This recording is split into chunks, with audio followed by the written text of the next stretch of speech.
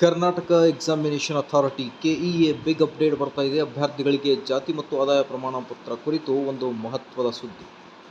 ಬನ್ನಿ, ಏನಿದೆ ಜಾತಿ ಆದಾಯ ಪ್ರಮಾಣ ಪತ್ರದ ಹೊಸ ನಿಯಮ? ಅಭ್ಯರ್ಥಿಗಳು ಈ ಒಂದು ಇನ್ಫಾರ್ಮೇಷನನ್ನು ಕಂಪಲ್ಸರಿ ವಾಚ್ ಮಾಡಲೇಬೇಕು. ಈಗ ನೇಮಕಾತಿಗಳ ಸುರಿಮಳೆ ಆಗ್ತಾ ಇದೆ. ಸೊ ಹಾಗಾಗಿ ಕೆಇ ಕಡೆಯಿಂದ ಏನಿದೆ ಒಂದು ಅಪ್ಡೇಟ್ ಜಾತಿ ಮತ್ತು ಆದಾಯ ಪ್ರಮಾಣ ಕುರಿತು ಅನ್ನೋದ್ರ ಬಗ್ಗೆ ಡೀಟೇಲ್ ಇನ್ಫಾರ್ಮೇಷನ್ ಇಂದಿನ ಈ ಒಂದು ವಿಡಿಯೋದಲ್ಲಿ ಶೇರ್ ಮಾಡ್ತಾ ಇದ್ದೀನಿ ವೀಕ್ಷಕರೇ. ವಿಡಿಯೋನ ಸ್ಟಾರ್ಟ್ ಮಾಡೋಣ. ಅದಕ್ಕಿಂತ ಮುಂಚೆ ನೀವು ಕೊಡುವ ಒಂದೇ ಒಂದು ಲೈಕ್ ನಮಗೆ ಸಪೋರ್ಟ್ ಆಗಿರುತ್ತೆ. ದಯಮಾಡಿ ವಿಡಿಯೋನ ಲೈಕ್ ಮಾಡಿ, ಅದರ ಜೊತೆಗೆ ನಮ್ಮ ಯೂಟ್ಯೂಬ್ ಚಾನಲನ್ನು ಕೂಡ ಸಬ್ಸ್ಕ್ರೈಬ್ ಮಾಡಿಕೊಳ್ಳಿ ವೀಕ್ಷಕರು.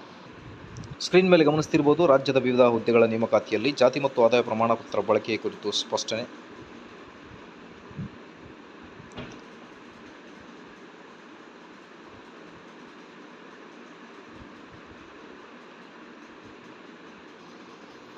ಕೆಇಎ ರಿಕ್ವೈರ್ಮೆಂಟ್: ಉದ್ಯೋಗಕ್ಕಾಗಿ ಪಡೆದ ಜಾತಿ ಆದಾಯ ಪ್ರಮಾಣ ಪತ್ರ ಕಡ್ಡಾಯ, ಅಭ್ಯರ್ಥಿಗಳಲ್ಲಿ ಹೆಚ್ಚಿದ ಗೊಂದಲ.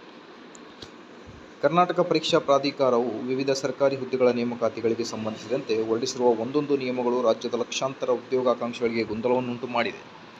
ಹೌದು, ಇತ್ತೀಚೆಗೆ ಕೆಇಎ ಹೊರಡಿಸಿರುವ ನೇಮಕಾತಿ ಅಧಿಸೂಚನೆಯಲ್ಲಿ ಮೀಸಲಾತಿ ಸೌಲಭ್ಯ ಪಡೆಯಬೇಕಾದರೆ ಅಭ್ಯರ್ಥಿಗಳು ಕಡ್ಡಾಯವಾಗಿ ಉದ್ಯೋಗಕ್ಕಾಗಿ ಪಡೆದ ಇನ್ಕಮ್ ಕಾಸ್ಟ್ ಇದೆ, ಅದನ್ನು ಸಲ್ಲಿಕೆ ಮಾಡಬೇಕಾಗುತ್ತೆ. ಸೊ ಗ್ರೂಪ್ ಸಿ ವೃಂದಕ್ಕೆ ಸೇರಿದ ಗ್ರಾಮಾಡಳಿತಾಧಿಕಾರಿ, ಭೂಮಾಪಕರು, ವಸತಿ ಶಾಲೆಗಳ ಶಿಕ್ಷಕರು ಹಾಗೂ ಪೊಲೀಸ್ ಕಾನ್ಸ್ಟೇಬಲ್ ಹುದ್ದೆಗಳ ನೇಮಕಾತಿಯಲ್ಲಿ ಈ ಹೊಸ ನಿಯಮವನ್ನು ಕಡ್ಡಾಯ ಮಾಡಲಾಗಿದೆ. ಇದಕ್ಕೆ ಮುಖ್ಯ ಕಾರಣವೇನೆಂದರೆ, ಸರ್ಕಾರ ಈಗಾಗಲೇ ಅಭ್ಯರ್ಥಿಗಳ ಗರಿಷ್ಠ ವಯೋಮಿತಿಯು 5 ವರ್ಷ ಸಡಿಲಿಕೆ ನೀಡಿದೆ. ಇದರಿಂದಾಗಿ ಅರ್ಜಿ ಸಲ್ಲಿಸುವವರ ಸಂಖ್ಯೆ ತುಂಬ ಏರಿಕೆಯಾಗಿದೆ ಅನ್ನೋದರ ಬಗ್ಗೆ ಮಾಹಿತಿ. ಈ ಸಮಸ್ಯೆಯಿಂದ ಪಾರಾಗಲು ಅಭ್ಯರ್ಥಿಗಳು ಮೊದಲು ತಮ್ಮ ಹಳೆಯ ಪ್ರಮಾಣ ಪತ್ರವನ್ನು ರದ್ದು ಮಾಡಬೇಕು. ಅದಕ್ಕಾಗಿ ತಹಸೀಲ್ದಾರ್ ಕಚೇರಿಗೆ ಅರ್ಜಿ ಸಲ್ಲಿಸಬೇಕು.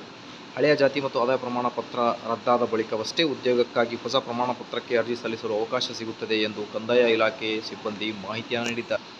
ಹಾಗಾಗಿ ರಾಜ್ಯದಲ್ಲಿ ಸರ್ಕಾರಿ ನೇಮಕಾತಿಗೆ ಪ್ರಕ್ರಿಯೆಗಳು ಚುರುಕಾಗಿದ್ದು, ನಾಡ ಕಚೇರಿ, ನೆಮ್ಮದಿ ಕೇಂದ್ರ ಹಾಗೂ ತಹಸೀಲ್ದಾರ್ ಕಚೇರಿಗಳಿಗೆ ಅಭ್ಯರ್ಥಿಗಳು ತುಳುಕುತ್ತಿದ್ದಾರೆ.